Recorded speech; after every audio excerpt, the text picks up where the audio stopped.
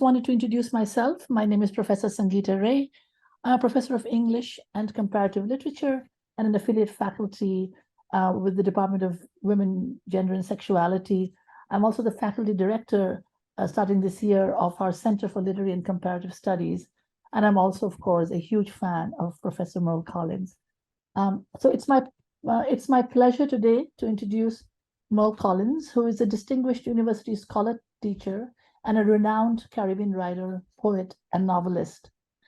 Professor Emeritus Collins refers to herself as a Grenadian writer, and her first novel, Angel, published in 1987, chronicles the events that took place in Grenada from 1951, when workers revolted against the white owners of the sugar and cocoa estates, to the US invasion in 1983.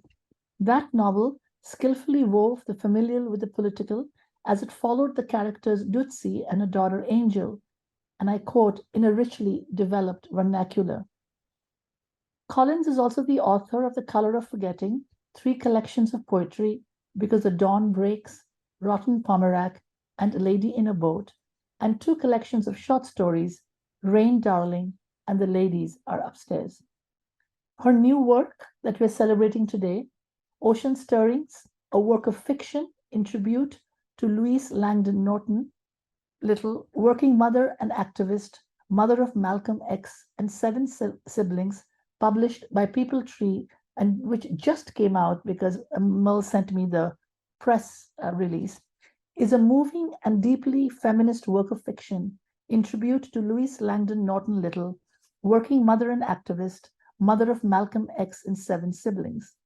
The mother of the African-American revolutionary Malcolm X was a Grenadian woman born at the turn of the 20th century in a rural community in a colonial society where access to education had only just begun for the children of working people, and the power of white plantation owners still had few limits. She emigrated to Canada and then the USA, where she became active in the movement for Black rights led by Marcus Garvey, and where she raised and taught her 8 children until collapse from mental and physical exhaustion saw her incarcerated in a psychiatric hospital until her family fought for her release. Within the sparse facts of Louise Langdon Norton Little's life, Merle Collins has written a work of fictive tribute. In a stunning mix of narrative, letters, and poetry, she creates a life in all its breathing texture of voice, with episodes of great warmth, exuberant humor, and drama, as well as sadness and heartbreak. Profoundly shaped by her forceful grandmother and by her teachers, who show her how to turn the imperialist ideology of her royal readers' school books on its head, Collins's heroine, Ocean, as she's known by her family, displays great skills as an organizer, but has to endure a life that involves daily white contempt and attacks by the Ku Klux Klan, and equally destructively discovering that male colleagues in the struggle could be abusers at home. So in Ocean Stirrings, Merle Collins has created a moving and deeply feminist novel that not only creates a memorable individual life, but also has much to say about the passage from colonialism towards independence. Professor Collins is joined today by Professor Antonia MacDonald, Associate Dean of Graduate Studies, St. George's University, Grenada. Thank you, Professor MacDonald. Over the past 20 years, Professor MacDonald has been responsible for the development and delivery of undergraduate classes in Caribbean Studies, Caribbean Popular Culture, Literatures in English, and Organizational Communication. Dr. MacDonald has written extensively on contemporary Caribbean women writers, and more recently on Derek Walcott and Garth St. Omer. She has published articles in several international literary journals and has contributed chapters to numerous books. She is the author of Making Homes in West Indies and the editor of The Novels of Garth St. Omer, a casebook. Thank you both to Merle Collins, to Professor MacDonald, and for everyone for being here. So I wanted to open up the conversation to Merle and Professor MacDonald, and they will have a conversation for as long as they want, hopefully half an hour, maybe 40 minutes, maybe less, so that we can open it up for questions from our sort of large audience. So please, Professor MacDonald, I turn it over to you. Thank you, Sangeeta. Makume, Kumauye, Kompe, Kumauye. So good afternoon to all of you. And thanks to the Center of Literary and Comparative Studies for hosting this. And thank you, Merle, for choosing me to be your interlocutor.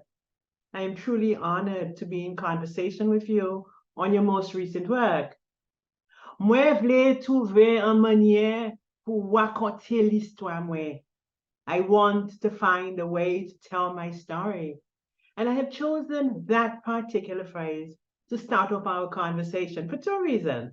Because in Merle's body of work, as you've heard from Sangeeta, she has always been concerned with giving life, giving voice to untold stories. L'histoire moi, my story.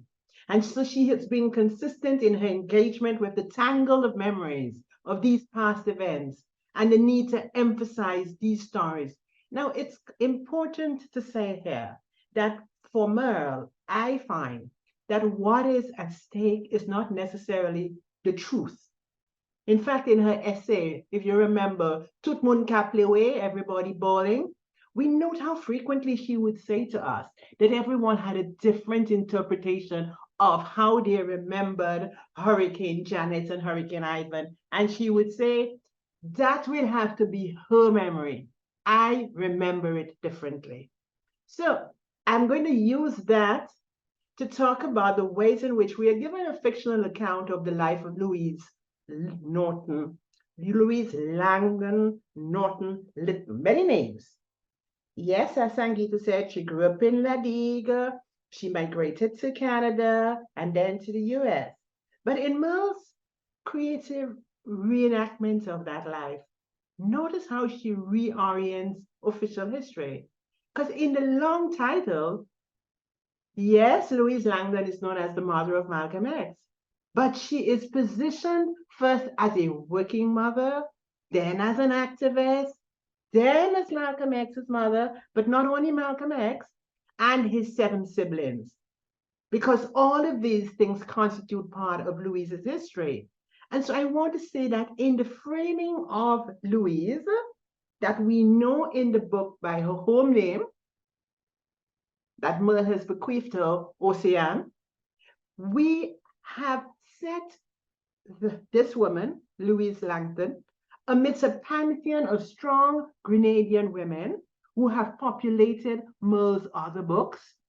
We see her in Tootsie, in Angel, in Nehanda, in Bella.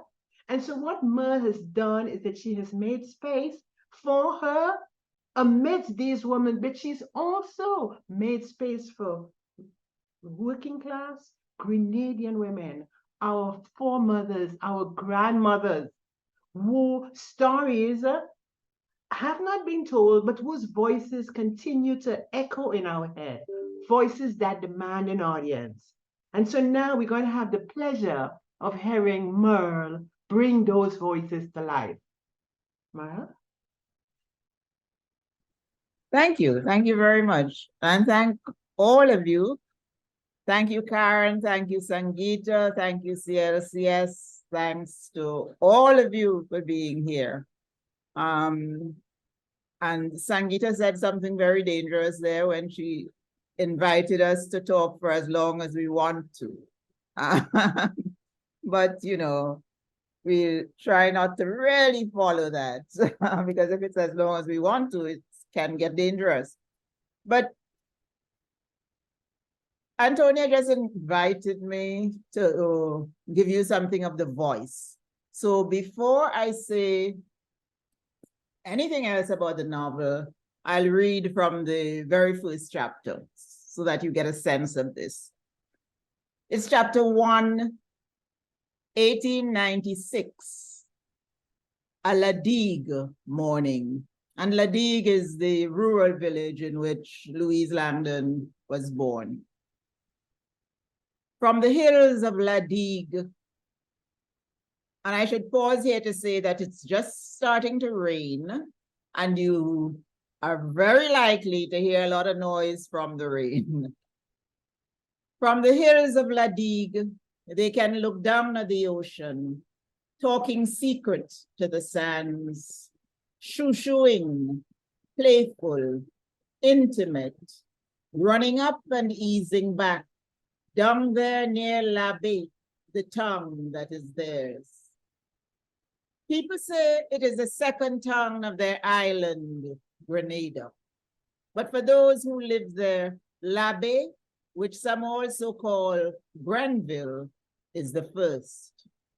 Sometimes tongue people act as if tongue, which is what they call St. George's, the capital, is the center. But for people around Labé, their tongue is the main place for everything. For good kingfish from the sea, for crayfish from the river mouth, for a nice new market these days, for cocoa, now that cocoa is in swing, for nutmeg, for everything. It is where they meet and greet each other by Mr. Lamotte Liquor Store, by Mr. Rennie on Victoria Street, by the Revenue Office, by the Colonial Bank Agency, by the market. They pretend not to see Miss Dudus as underneath as ever, standing up at the corner by the pillar box, watching everything and waiting to run him out. Or Mr. Joseph, waiting by that same pillar box in his khaki shirt and khaki pants, waiting to see the government workers clear the mail out of the pillar box at 2:30, waiting as if somebody paying him to do that job. Fussy fast so, they're thinking. But there is nothing of that in their shouts to one another. Makume kumauye, how things, and what you know good. Saukadila, epi, tipil, ugare belwi, girl, you're looking nice, yes. And you don't have to tell me something in the mortar besides the pestle. Upanipu dimo any kesho na pilo apaze mashla, epi, woyoyoy, demo en place la, trouble in the place. Sometimes they have to help up two languages, dayland, to tell the story going on around them. Sometimes one is enough. And always they laugh out loud, sounding gleeful, as if they have secured the secret to survival. Not that life is easy. Life has never been easy. Sometimes on the hill in La Digue and the surrounding areas, when the rain don't fall to water the hillside land, and when the estate acting as if laborer is river dog, things hard like boli, which is the name their ancestors left them for the calabash. But anyway, God good. Papa Bonje bo, and they're making it. So that's the opening. That's the beginning of the novel in La Digue. And before Antonia comes in, let me just say a few words to sort of contextualize the writing of the novel. First, note that it's a novel, not a history book, not a historical expose, but it certainly has the historical scaffolding. So that it's the life of, it is a representation of, a tribute to the life of Louise Little, a woman of La Digue, Grenada, who, as Antonia was saying, was the mother of 8 children, including Malcolm X. And that's the life that provides the inspiration for the novel. And the character Oceane is a central character in the novel, if you will. She acts the role of Louise Little, helping us to understand how this woman of La Digue could become who she was. So it's an individual story, but as Antonia was saying, it's also a collective story, because now we have Oceane on stage acting the role of Louise Little, but really there are many Louise Littles, in a sense, many women who do this job of taking care of children, of interpreting the world for young people, etc. And in the story, we have Oceane, who symbolically comes from the ocean. And in the story, Ocean is her name. It's her home name, meaning it's not the name given in the church. In this case, the name given in the church was Helen, which in fact is the same name, one of the given names of Louise Langdon Norton Little. So we have this idea of Helen of the sea, and now we have Ocean representing the oceanic voice. So here we have, in a way, I try to valorize and celebrate the story, as I say, of Louise Little, yes, and the story of rural, in this case, particularly rural Grenadian women. But let me just say one or two things more. How did I even get to this idea?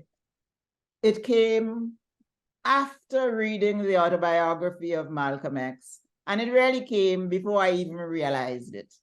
So that for years, that idea was there, germinating, you know, working around in my head. So I'm saying perhaps the seed was planted several years ago when I first read the autobiography of Malcolm X and saw these lines. Louise Little, my mother, who was born in Grenada in the British West Indies, looked like a white woman. Her father was white. She had straight black hair and her accent did not sound like a Negro's. Of this white father of hers, I know nothing except her shame about it. I remember hearing her say that she was glad she had never seen him. Think about that. You know, you read that and it's a whole novel untold. You know, there is so much in there. I remember that I just sat looking at those lines. So many stories to unravel there. So much about race and about colonialism and the island Caribbean and the plantocracy, you know. He remembers her saying that she had never known him, you know. So I thought about the Grenada of the period that Louise Little was born, and really the quest began. So the first part of the novel is set in 19th century Grenada, trying to recreate something of the life of that period, and which is why you hear so much of that Creole. And in Grenada, they would still say the French Creole voice because that language is largely gone. And Antonia plays a very important part here because in Antonia's St. Lucia, that the language is not gone, you know. But really, I had to do that research with St. Lucians, with Dominicans, etc., asking questions of some Haitians to recreate that language of the 19th century. Because in the novel, not in the novel, in real life, Louise Langdon Norton Little, Louise Langdon was born in 1896, November 1896, baptized at an Anglican church in February. So that's the context of these early chapters, Grenada of the late 19th and early 20th century. So it's there we hear more of that Creole. I could talk to relatives and acquaintances, but they couldn't give me, of course, the story, the things that happened in the household. You know, they were doing their own interpretations. So I invited Ocean, the central character of the novel, to act that role. So Ocean comes from my fictive imagination.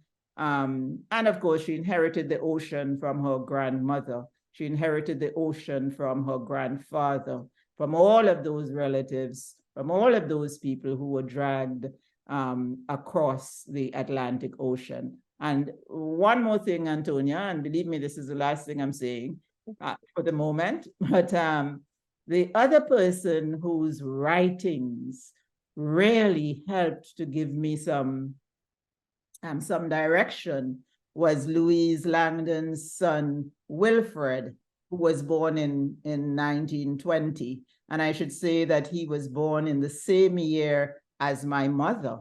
and Louise's and her grandmother, and Louise herself was born in about the same year as my grandmother. So you have my grandmother and my mother being born, you know, in those years, and helping me also to think of the Grenada of that period, of the 1890s and then of the 1920s. And let me give my mother a little plug here, saying that she was born in 1920. She is 103. She's still alive. And I mentioned Wilfred. Wilfred talked a lot about, perhaps he didn't even realize that sometimes he was quoting the royal readers. And because of that, I focus a lot on those colonial texts in the story. So that, for example, at one point when Wilfred is writing something and he says his mother would tell them, his mother might be ironing or washing or whatever, and they would be doing their homework, but she would be listening. And when they came across a word that they couldn't pronounce, she would say something like, come on now, syllableize it. And I thought, syllableize, all right, that's a royal reader. So I found myself doing a lot of research, going back to the royal readers, and actually finding in Royal Reader Book 1, the first place where they focused on pronunciation and telling the children, you know, focus on the syllables, etc. And I said, this is a lesson she was doing with them at this particular point. And other times in his writings, Wilfred mentions things that makes me say, oh my gosh, it's the royal reader. So that gives you some sort of context for my approach to the writing of this. Thanks, Merle. Remember, there's no hurry. Sangeeta said we have all the time. We can take all the time we want. But I feel that Ocean Stirrings is breaking new ground in terms of recuperating Creole patois in Grenada, because as you have said, the language has suffered a lot of decline. And there has been a recent conversation. There have been people working in the field like Dr. Margaret Joseph. So I'm thinking that this book is going to be like a mini Creole reader working alongside a royal reader, because the language is there. It's there it's an important part of your past. It surfaces in the quiet fissures of everyday life, the Sakiton Pali Lot, Sauham, Papa Yo, Sese Mwe, Wibonje. It's there. We hear it every day. And in the book, we see it as Ma's language of instruction. She's reminding Ocean to be attentive to the ways in which one's history can be erased by the socially dominant discourse. It can be linguistically erased. And it's interesting, I find, every time Ma is going to insert her history, she does it with the Creole adages, the proverbs, and the prayers. So these two texts are operating together. But when I was reading it, I was curious as to what would have been the challenges that you would have encountered, given, as you say, it is not a language that you have ready access to. So what were the difficulties you had, and how did you manage to overcome those challenges? Okay, thank you for that question. Yes, I had considerable difficulties, but I in fact grew up hearing the language, not speaking it, because my parents, particularly my mother, my father didn't know it that well because of the part of the country, because of the time that I guess his mother encountered the colonial project. But my mother in particular spoke the Creole. My female relatives spoke the Creole. I am told by my mother that it was my great-grandmother's only language. But when those who knew it spoke it, it was their secret language. They had learned that the colonial authorities were not comfortable with this language. They thought it was, of course, working class. It was bad English or bad French or whatever. So there were negative attitudes to the Creole. And my parents, who were, of course, very concerned that I should inherit not their story, but some other story for the future, wanted to be sure that I didn't speak this language, that their children, focused on an education that was the English that the royal readers and other colonial texts promoted.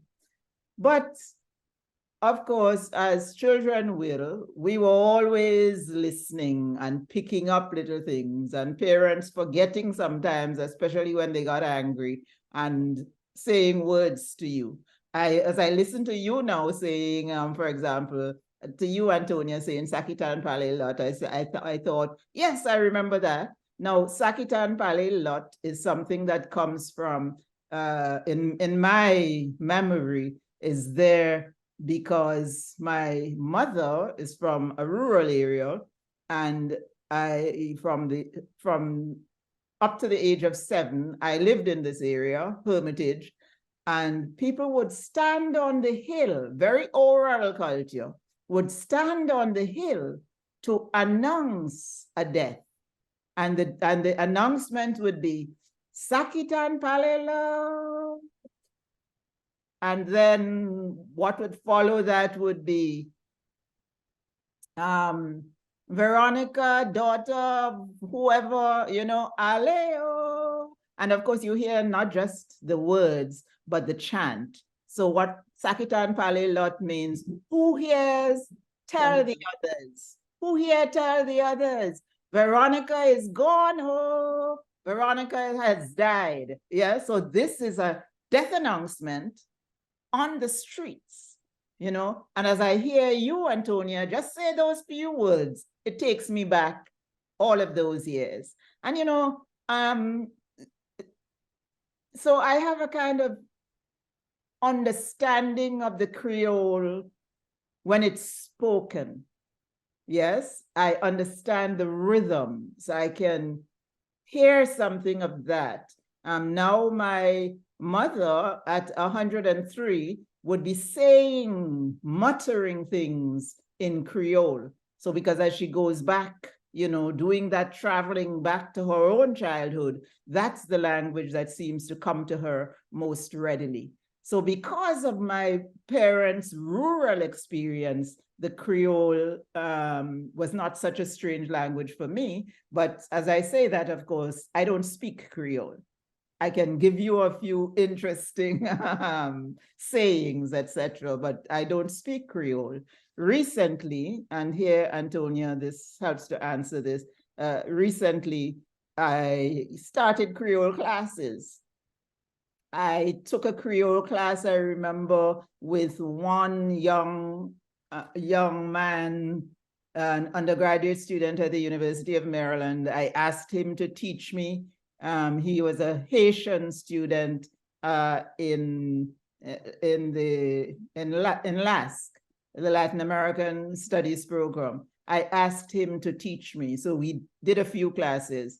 Right now, I'm taking Creole classes with Namdi Hodge, who used to live in Grenada, who is researching the Creole, etc. I speak sometimes, I spoke in the past sometimes to Margaret Joan about her own work here in Grenada.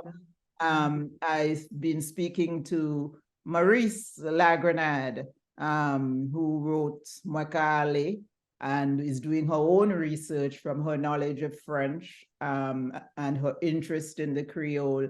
And in addition to that, I have been speaking to my St. Lucian and Dominican friends and fellow academics about their knowledge of the Creole. Morgan Dalfinis from Dominica, who has written on Caribbean and African languages, is the person whom I consulted when I was writing Angel for, many of the sayings in there. And I went back to Morgan for this novel. So it's a lot of research for me. That's what it And I is. do appreciate the ways in which you have made it both visible and valuable. As you say, it's part of a conversation. Different people are working on it. In St. Lucia, we too have that revival, resuscitation, where it becomes also the language for literature. Because before it was a language for the street, for acting, but now it can be the language that exists with poems that are published. It's a written language. So I appreciate that. And in fact, I remember you saying in the interview with Jacqueline Bishop that, these voices were not considered important. They were not validated. What they were saying wasn't seen as important. But what we have in Ocean Stirrings is my Creole voice. Well, I call it Creole, you call it Creole patois, the giving with its aphorisms and its proverbs. And these proverbs are just as important as the proverbs that populate the Royal Reader. And so now let's talk about how you are engaging with the Royal Reader, this colonial text, this method of education. And for those of you who are not aware of it, the Royal Reader was the primary text that we used. It was the instructional text. It was Royal Reader number 1 through 5 that the children would have done up to maybe 13, 14. It was a British text published in Scotland. And a lot of it, there was a lot of poetry, there was fiction, nonfiction and fiction passages. And in terms of the instructional content, it would also have value as moral lessons on thriftiness, industriousness, honesty, modesty, enterprise. So while all of that was there, we know that there was undoubtedly a celebration of the British Empire and its own expansionist agenda. But in fact, didacticism and, it was a didactic text and there was a politics undergirding it. But Mo, even while you were talking, I remember that our grandparents and our great-grandparents, and some of you who have Caribbean roots in the audience will remember how much they enjoyed those works, how they could quote freely from it. Right. And it's important because Ocean's instruction, Ocean has a really sound education coming out of this because her teachers are directing her, they are helping her to question what she's reading. And even while she's reading it, Ma is constantly reminding her that sense make before book, and that she must pick sense from nonsense, that she must make her own sense of it. So I feel that very often we are keen to say, oh, these are imperial texts. But what I find fascinating is the way you have been able to rework it and to say that there is value in it, but that there are other texts that we must give precedence to. But I was wondering when I was reading it, where were you getting access to the Royal Reader? Because I know some of them are now out of print. So I was curious. Okay, thanks for that question too. And again, I go back to my mother, who is a person who, when we were done with school, she sort of saved everything. So at some point, I really don't remember exactly when, I was able to go into an old trunk and find not all of them, but a couple of these Royal Readers. So I still have the Royal Reader Book 1 that I used 300 years ago in my primary school. So that my Royal Reader Book 1 from all of those years ago. And I think I have Royal Reader Book 5, and I have a Royal Reader Book 3 that used to belong to my brother. So, and in addition to that, I went online to find, I think it's Memorial University of Newfoundland that has some of the Royal Reader texts there. So, so I did that kind of research to find the texts. And what you say about the the colonial import of the royal readers, that's also, of course, very true, because that's what they were. Yeah? They were colonial texts. But we also realize, and as I researched for this book, I was thinking about this too, that is the education that many of the people whose ideas, and of course they got ideas from other places, we valorize today, and whose approaches we valorize, many of the older people, that was their education. So we cannot say, and the more I read the text, the more I thought about this, that we condemn them totally. And of course, that's all that they had access to. And I'm thinking of ways in which, and I know that the publishers, Jeremy, this was something that he said, it's interesting to see how people turned the intent around, what they got out of it and how they transformed some of these ideas, which is why I spent so much time looking at Ma and the way Ma would say to Ocean, you just don't take everything that's there, take it, you learn something from it. In fact, she's saying you might learn something about form, but you could change the whole idea, since that's what you have as form, learn that. But, people it with something else. The content can change. And also, as I researched, I realized that, for example, at the school that Louise Langdon went to in La Digue, at the Colonial Legislative Council, in the Colonial Legislative Council at times, there was discussion about the teachers in La Digue.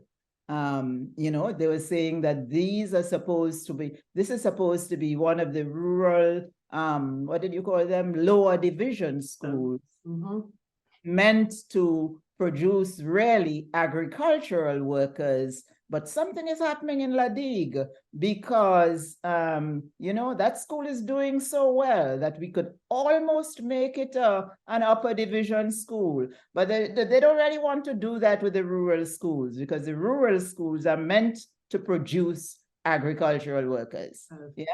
So the discussions in the Legislative Council about La Digue and about the teachers helped me to create a figure like Sir, who was always suspect. Yeah. And he was teaching the children in ways that the Legislative Council would not necessarily approve of. So I gave the teacher so that, Sir took his role. That character had a particular role in socializing and educating children and telling them, look, the Legislative Council is not really on your side for everything, but know your own mind, know what you want to do, etc. So the teacher in the text has something of that role as well. Yeah. And just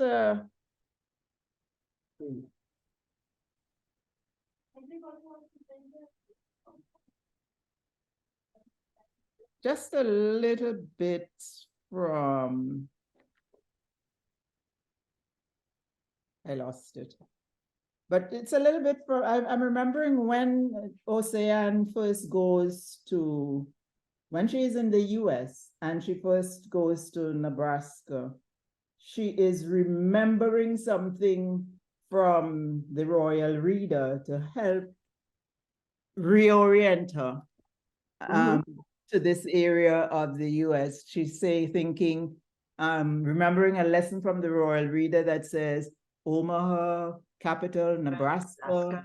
Yeah, and I'm saying it like this, thinking of the chant in the classroom, right? So she's remembering the lesson that she learned in the classroom. If I find it a little later, I'll read it to you. But this is how she thinks of Nebraska.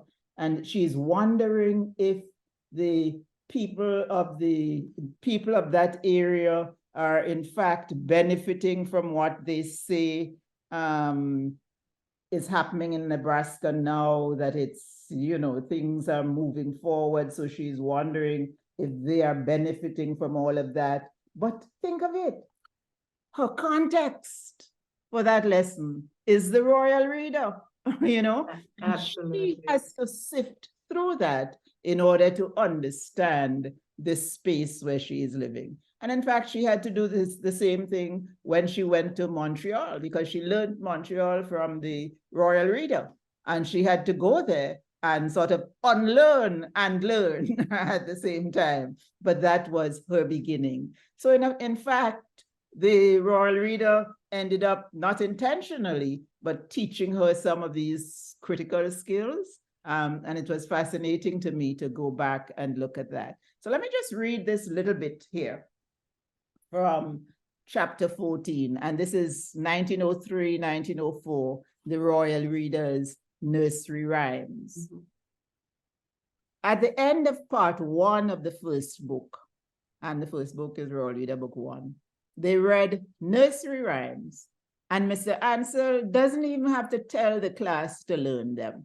They say them over and over in class, and everybody really likes them. By the time they leave the class, they already know the rhymes without having to sit down and learn them at home, especially the one about the old woman in the shoe.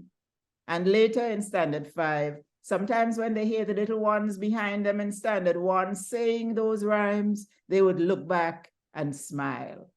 When Ocean recites for Ma the one about the woman in the shoe, she explains that the class really enjoyed that one, and that Sir, who taught them that day, told them, yes, it was comical. Ma said, yes, it nice. Nice rhyme. And I guess it's comical depending on how you look at it. Espoisement ba moun ki pa oblige vivre soulier, especially for those who don't have to live in shoe. There was an old woman who lived in a shoe. She had so many children, she didn't know what to do. She gave them some broth without any bread. She whipped them all soundly and sent them to bed. What her grandmother said made Ocean begin to wonder why the old woman was living in that shoe. Poor petits enfants, poor little children. Her grandmother said, it's to tell you how people make the world. C'est ça qui montre comment moun fait la terre. Some have and some don't have. And who to suffer with the children in the shoe is the women. C'est femme là qui ka souffert. It's the women who suffer. I sure all those children have father, but it's this poor woman living in shoe alone with the children. And his white woman, they're showing you this in that book, you know. But she poor for sure. You show me the picture and I see she white. So confusion all over the place with white, with black, and woman carrying it on their shoulder in shoe all about. When Ma says things like that, she makes Ocean think. Is Papa God make the world, Ma? Not so? Ma considers. Papa God give us the world, and is man that think he powerful, putting things in place as he want and doing what and what happen in the world. It's not Papa God's fault the old woman living in the shoe. Ocean thinks about this. She asks, Ma, where's the children's father in truth? He not living in the shoe with them? So he's somewhere else? And he have more children somewhere else? Ma looks up from picking at the rice, taking out the ones that look faded and bad. She looks at Ocean. Saudi? Then she makes a short sound in her throat. After a moment or two, she says, "C'est oui, hot bush tibede. It's true, yes, out of the mouth of babes in truth.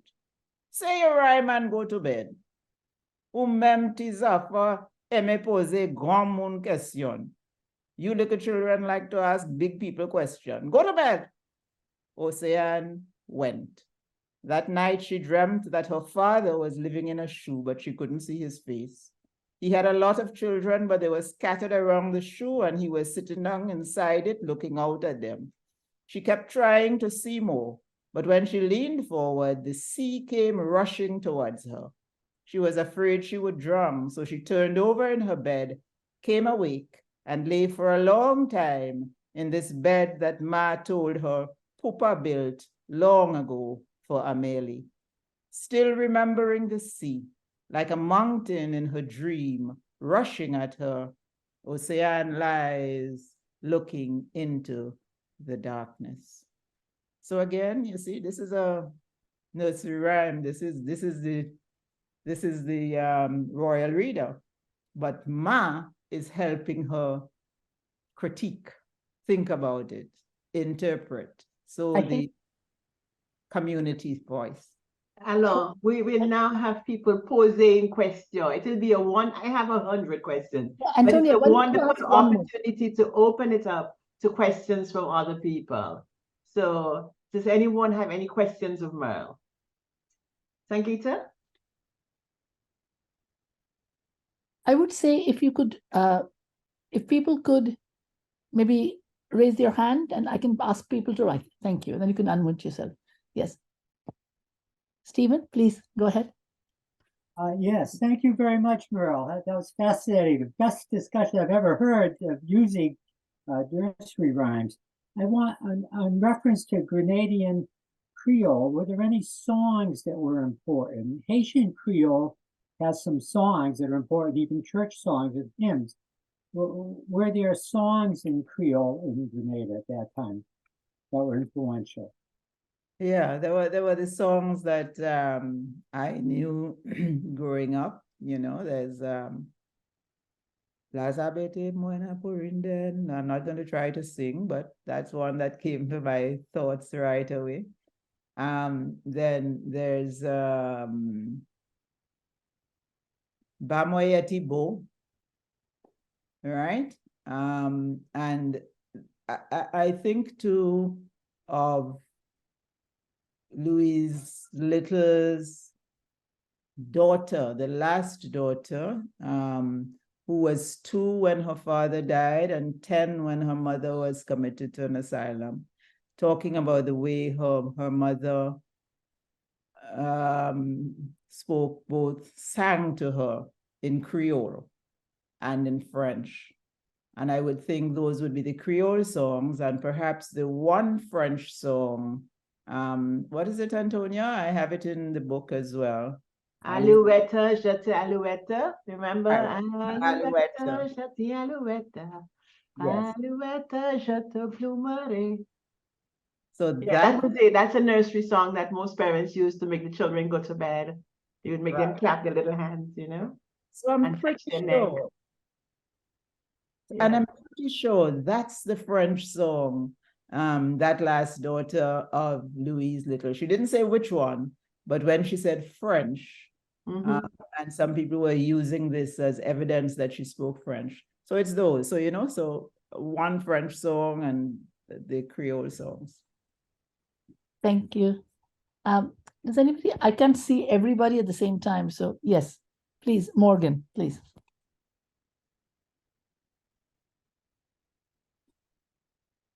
Well, firstly, bien fait, Merle. Well, c'est un mapipi. Well done, Merle. You know, you are brilliant in taking on this work and executing it. My kind of view is one, a statement, and next a question. The statement basically is how you've used Creole as a kind of critique of the society.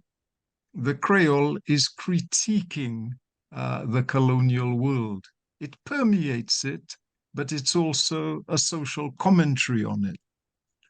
My question, however, is, did it ever worry you that you were taking on things of that scale? Because what impresses me is, wow, we're in the States. We're dealing with a guy of phenomenal influence. We're dealing with the treatment of women in our societies. We're dealing with continuities, in a way, we're dealing with the ocean. Okay. And I just wanted your reflections on taking on something of that kind of scale. You know, I mean, I found that, well, epically interesting and epically impressive. That was it. Thank you for your comment and question, Morgan. And let me tell everyone that this is Morgan Dalfinis. When I spoke about consulting someone who does research on Caribbean and African languages for my first novel, Angel, and now again for Ocean Stirrings, this is the person, Morgan, who did tremendous work and who spent a lot of time responding to my questions about Creole from his own research and lived experience. So thank you for that, Morgan. And I'm glad you're here. And listen, when you ask about, did it worry me sort of taking on something of that scale? I have to say, perhaps at the beginning, if I knew the scale, what the scale was going to be, I might have been worried. But at the beginning, I just thought, you know, there's so much here that I want to deal with. By the time I realized what the scale was likely to be, I was deep into it and just, you know, just so excited about it all that I suppose there wasn't the time to worry too much, because I thought, hey, I'm deep in here and yes, I'm going through with this. So, but and in a sense, it comes back to what Antonia said earlier about truths. I was conscious that there were those who would have different perspectives, for example, on the Creole English relationship, or on the relationship between the colonial world and the Creole world. And I thought, you know, those who have different truths will perhaps be motivated to write their truths, you know. So I was not, I guess that kind of response in my own head prevented me from backing down, let's say. But that I think that's as much as of a response as I can give on that. And people like you and others who kept responding when I was asking all of these questions. You pushed the project as well. Thank you, Merle. Are there other questions? Yeah, Christiana, did you have your hand raised? I saw hand, Nancy Ann Miller. Yes, Merle, your work is so beautifully voice-driven. I was wondering if you built your characters consciously through how they spoke. In other words, if you could hear them speak, how they speak, is that a method where you might feel comfortable that you're getting close to creating them? Right. Yes, I love that question. And I guess it's something I'm always thinking about too, because yes, it's voice driven. And it's my excitement about the voices that I hear or do not hear around me sometimes, here in my imagination from what's remembered. But there is always for me that sense of voice. Of course, this is also coming out as an audiobook. So I've recorded I Am the Reader. And, you know, it's, think of how I react to things, to the stories think, for example, when Antonia, of my excitement, when Antonia suddenly said, is explaining something and she says Sakitan Palelot, and it takes me back to those voices immediately. So yes, I'm always hearing the voices. I remember when I first wrote Angel, one of the difficulties for me was I was writing Angel while I was in the UK, and I put those, I had the characters on paper and was very uncomfortable with my first draft. And I remember Kwesi Osu of African Dawn. I asked him to, do a read for me, just take it and tell me what he thinks. And he came back and said to me, I like it, but there is something. If you read this to your grandmother, how would she react? And I thought, there is the answer. So again, I had for a moment with the first writing of Angel lost that sense of listening for the voice. And the moment Kwesi said that, I thought, that's the answer. And of course, with the second draft, I got back into it. So yes, for me, voice is always important. Thank you for that question. Anybody else have a question? If you raise your hand, if I can see it, and if not, we have a few, we can go 5 minutes more. I think that's fine. That's okay.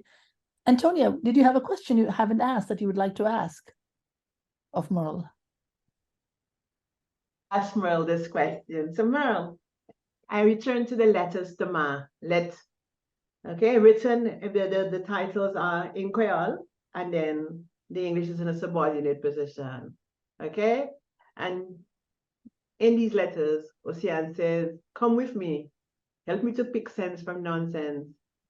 And I don't think I have to follow the form exactly if I'm writing you a letter, my kind of letter, a talking letter.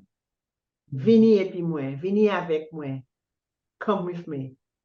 And I am wondering, can we as readers see you as a 20th century Ocean who has been brought to voice by your own mother, your grandmother, your great-great-grandmother, and the truths that you are speaking are not just truths that you have researched, that you found in the archives, but ones that you know personally from their lips? And that this book is as much a tribute to your mother and to your grandmother as it is to the fictional Louise Langton, Little Dorothy. Well, thank you for that huge question. And thank you for suggesting the answer too, because, I love that.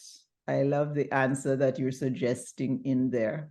And this is why we need the critics, huh? Because I think you've sort of encapsulated so much in there. And yes,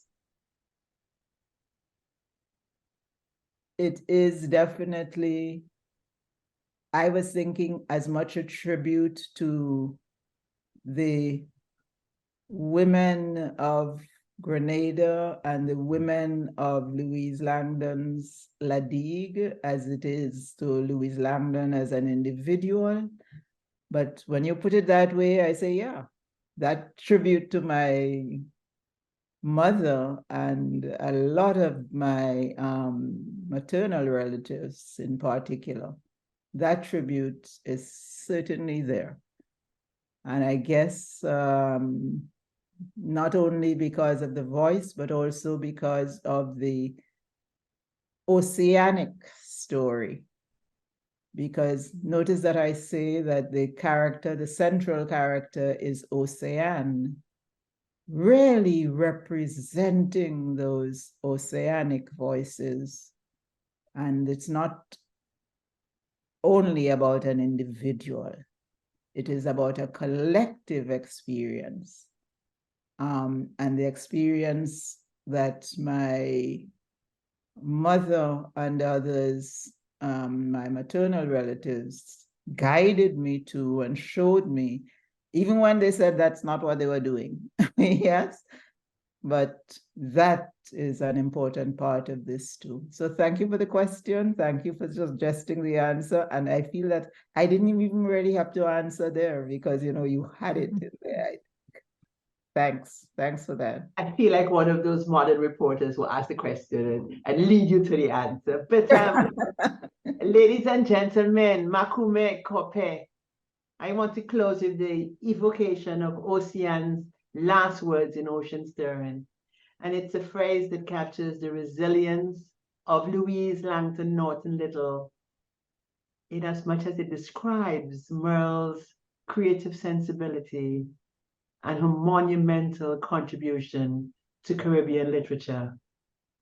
I keep in the front to the end. Mais qu'à rester devant juste un temps fini. Thank you, Merle.